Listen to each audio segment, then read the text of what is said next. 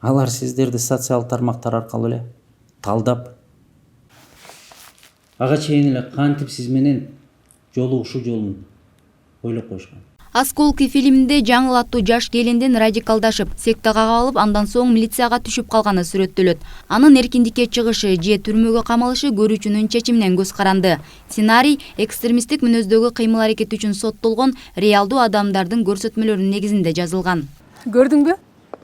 Бул жакта баары сонун. Ар кимдин өзүнүн иши бар.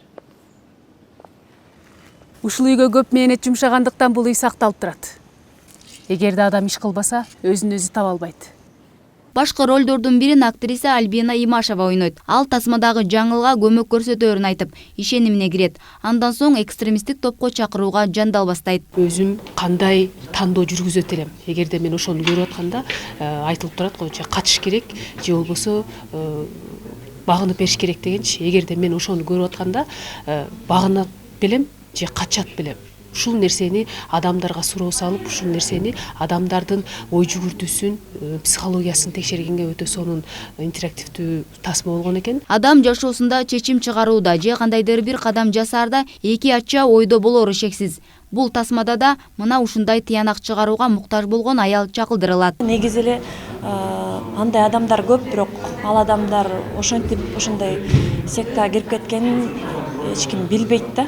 Ошон үчүн ушинтип ачыкка чыгып аткан бир четинен аябай жакшы да. Элдердин көзүн ачыш үчүн жашоонун бuyakта деле интерактивдүү деп тандап атпайсыңбы? Ошондой эле эгерде сен ошого каармандын ордунда болсоң, сен тандоо кылсаң, ошентип сен тагдырың дагы кетет дегенди. Фильм Борбордук Азиядагы туруктуулукка жана тынчтыкка жардам көрсөтүү долбоорунун алкагында тартылган. Учурда диний сабатсыздыктын айынан тыюу салынган экстремисттик топторго кирип кеткен жарандар кездешүүдө. Тасманын жаратуучуларынын айтымында башкы максат адамга өкүнүп калбагандай туура чечим кабыл алууга түрткү берүү. Интерактивдүү фильмдин ушундай бир өзгөчөлүгү бар экен.